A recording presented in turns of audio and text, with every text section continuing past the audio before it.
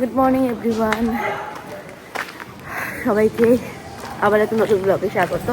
ঠিক ব্লগ মানে আজকে এখন যাচ্ছি সকালবেলাতে। আমার শ্বশুর শাশুড়ি যাবে হচ্ছে ভেলোরে চিকিৎসা করতে, ট্রিটমেন্ট করাতে। বাবার পায়ে খুব ব্যথা, অনেক দিন যাবত এখানে কিছু করিয়েছে হয়নি, তাই ভেলোর যাচ্ছে। তাই আমরা যাচ্ছি এখন ছাড়তে। ঐক্যকে স্কুল যায়নি, ওর ঠাম্মি দাদুকে ছাড়তে যাবে। চলো যাই, গাড়ি বার করে দিয়েছে অরিন্দম। প্রথমেই বলে রাখি যে আমার গলার কন্ডিশনটা একদম খারাপ, কিন্তু যেহেতু তোমাদের সাথে আমি ব্লগ শেয়ার করবই, সেহেতু কিন্তু আমি চলে এসেছি। তো তোমরা একটুখানি মানিয়ে গুছিয়ে নিও, কারণ আমার গলাটা প্রচণ্ড পরিমাণে ভেঙে গেছে। তোমরা বুঝতেই পারছো, গলায় প্রচণ্ড চোট পেয়েছি। যাই হোক না কেন, বাবা আর মাকে তো ছাড়তে আমরা যাচ্ছিলাম। সকালবেলা ঘুম থেকে উঠে ঐক্য কিন্তু স্কুলে যায়নি, ঐক্য দাদু ঠাকুমাকে ছাড়তে যাচ্ছে। তো আমরা বলতে বলতে যাচ্ছিলাম যে রাস্তাঘাটগুলো কত সুন্দর, কত ক্লিন করা রয়েছে সকালবেলাটা। আর এই রুটগুলো তো আমি সবসময় অফিস যাই, সেই কারণে আমি জানি যে এই রুটগুলো কত ভালো আর কতটা বিজি থাকে। আর এটা হচ্ছে আমাদের কলকাতা শহরের হাওড়া ব্রিজ, যেটা হচ্ছে একটা মেন অ্যাট্রাকশন বলতে পারো কলকাতা শহরের, যেটা সবাই জানে। তো সেখান থেকে যেতে হচ্ছিল হাওড়া স্টেশনে, যেহেতু আমাদের ভেলোর যাওয়ার ট্রেনটা হাওড়া স্টেশন থেকেই। তো আমরা সবাই মিলে চলে গেছিলাম। আর বাবা একটু মনে মনে কষ্ট পাচ্ছিল যে অনেক দিন যাবৎ বাড়ি ছেড়ে যাবে, এতদিন কখনো বাড়ি ছেড়ে থাকিনি, সেই কারণে। আর এই স্টেশনটা কিন্তু সাউথের যেহেতু ট্রেন একটু মোটামুটি ফাঁকাই ছিল, তবে ট্রেন আসার সঙ্গে সঙ্গে কিন্তু তুমিই তো বলে যাচ্ছ।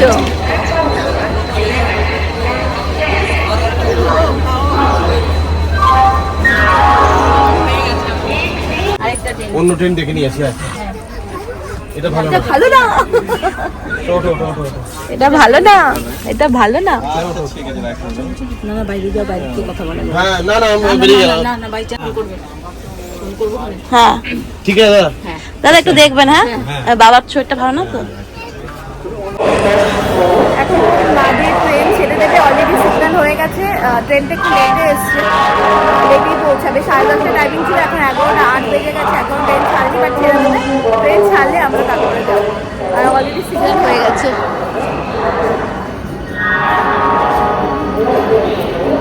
এই যে ট্রেন ছেড়ে দিল, ট্রেন ছেড়ে দেওয়ার পরে কিন্তু অরিন্দমের ঐক্য মিলে একবার দেখার চেষ্টা করছিল, কিন্তু ট্রেন যেহেতু ছেড়ে দিয়েছে দেখা যাবে না। তো যথারীতি আমরা হাওড়া স্টেশন থেকে গাড়ি নিয়ে বেরিয়ে এসেছিলাম বাড়ির উদ্দেশ্যে। আর ঐক্য যেহেতু অনেক সময় সকালবেলা উঠেছে, তাই কিন্তু ঘুমিয়ে পড়েছে। তো আমি আর ওকে ডাকিনি, বাড়িতে একদম নিয়ে এসেছি সোজা।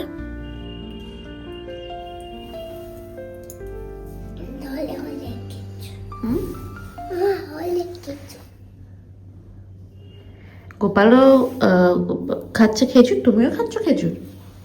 হ্যাঁ, আমার গোপালকেও গপুকেও আমি খেজুর দিয়েছি, তুমিও খাচ্ছ? গপু দাদা, গপু দাদা তোমার দাদা? আমি ভাই। ও তুমি ভাই তো, হ্যাঁ। আর আমাদের গোপাল হচ্ছে দাদা, তাই তো?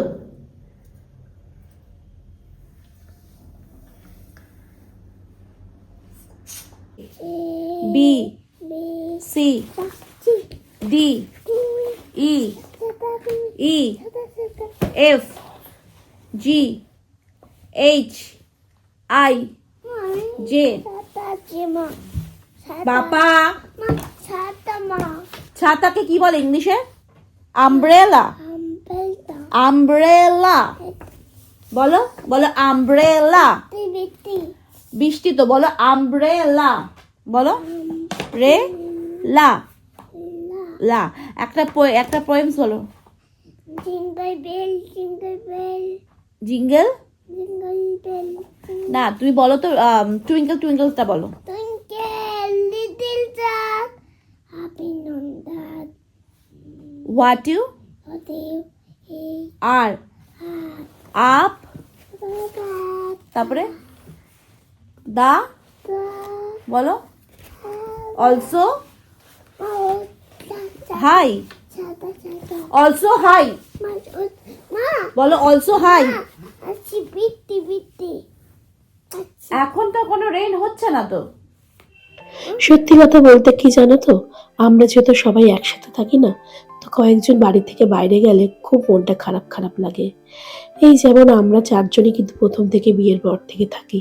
আর অরিন্দম নিয়ে এসেছিল সন্ধেবেলাতে একদম কচি কচি কুমড়ো শাক আর কুমড়ো ফুল। আমি খুব ভালোবাসি। আর কুমড়োর পাতাগুলো আমি রেখে দিয়েছিলাম একদিন বড়া বানাবো বলে, সুন্দর করে ভাজবো বলে কুমড়ো শাকটাকে। আর আমার কিন্তু এইসব কাটাকুটি করতে খুব ভালো লাগে। আমি জেনারেলি রাতেই কেটে কুটে রাখি, কারণ পরের দিন যেহেতু আমার অফিস ছিল সেহেতু কিন্তু আমি পরিষ্কার করে কেটে কুটে রেখেছি। রান্নার লোক তো আর এইগুলো সমস্ত কিছু ভালোভাবে করবে না, তাই আমি নিজে করে রেখে দিয়েছিলাম। আর আমার খুব ভালোও লাগে নিজের হাতে এগুলো করতে গো। আর আমার মনটা একটু খারাপ খারাপ হয়েছে, করা যাবে, কিছু করার নেই, এটাই নিত্যদিনের রুটিন, এটাই করতে হবে। তো তারপরে কিন্তু আমি ঐক্যকে খাইয়ে দাইয়ে ঘুম পাড়িয়ে দিয়েছিলাম, কারণ যেহেতু অনেকটা সকাল সকাল উঠেছিল সেই কারণে আমিও নিজের সমস্ত কাজপত্রগুলো কমপ্লিট করছিলাম। যে আমার আরও যে সমস্ত কাজগুলো রয়েছিল ঘরে সেইগুলোকে একটু গোছগাছ করতে আমি ভালোবাসি, তো সেরকমই করছিলাম। তো চলো, আজকের ব্লগটা কিন্তু আমি এখানেই শেষ করছি। তোমাদের সাথে কিন্তু আবার পরে কথা হবে। তোমরা সবাই খুব ভালো থেকো আর আমাকে সাপোর্ট করতে থেকো।